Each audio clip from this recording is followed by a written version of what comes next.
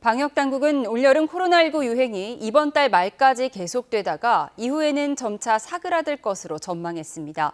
코로나가 풍토병이 되는 과정이라며 위기 단계 상향 없이 지금의 의료체계로 관리 가능하다고 봤는데 치료제를 계획보다 더 빨리 공급할 거라고 강조했습니다. 취재기자 연결해 코로나19 관련 상황 알아보겠습니다. 백준규 기자. 네, 사회부입니다. 네, 코로나19 재유행이 이번 달 말까지 계속되겠지만 위기 단계를 올릴 수준은 아니라고 보고 있다고요. 네, 질병관리청은 이번 코로나19 여름철 유행이 예년 정점 수준과 비슷한 규모로 이번 달 말까지 환자가 증가한 뒤 점차 감소할 것으로 전망했습니다. 이번 유행은 코로나 예방 접종률이 지난해 41%대로 낮았고 새로운 변이 KP3 점유율이 상승한 점, 휴가철 이동량이 증가한 점 등이 복합적으로 작용했다고 판단했습니다.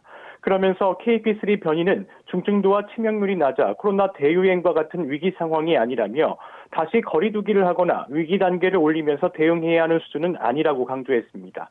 또 지금의 상황은 코로나19가 엔데믹화, 즉 풍토병이 되는 과정의 일환이라고 설명했습니다. 이번 여름철 유행으로 다시 거리 두기를 하거나 위기 단계를 올리면서 대응해야 하는 수준은 아니고 현행 의료체계 내에서 관리 가능하다고 판단하고 있습니다. 다만 고령층 치명률이 높아진 점은 우려스럽습니다. 특히 80세 이상의 치명률이 1.75%까지 올라간 상황이라 고령자와 기저질환자 등은 특히 조심해야 한다고 밝혔습니다.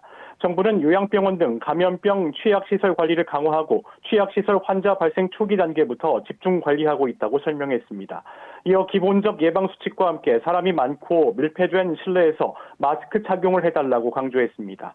최근에 자가 진단키트 품귀 현상에 대해서는 이번 달 안에 500만 개 이상 생산이 가능하다면서 공급에 차질이 없도록 하겠다고 했고 치료제 공급은 다음 주까지 14만 명분 공급 예정이었지만 다음 주 월요일 17만 7천 명분을 추가로 공급하도록 일정을 당겼다고 덧붙였습니다.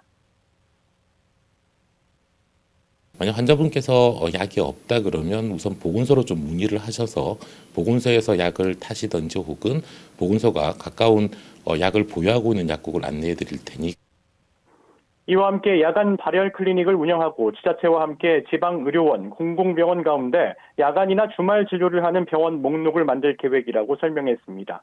이를 토대로 응급실을 찾는 코로나19 경증 환자는 공공병원으로 갈 수 있도록 안내하겠다고 덧붙였습니다. 이후 상황이 악화하면 국가지정 입원 치료 병상 등의 인프라를 활용할 계획이라는 점도 밝혔습니다. 오는 10월 시작하는 코로나 백신 예방접종과 관련해서는 고위험군을 대상으로 하고 있지만 일반 국민도 백신을 맞는 게 도움이 된다고 강조했습니다. 또 추석 방역 대책은 코로나19 유행 상황을 예측하기보다는 실제로 발생하는 상황을 보면서 추석 전 안내할 것이라고 설명했습니다. 지금까지 사회부에서 YTN 백종규입니다.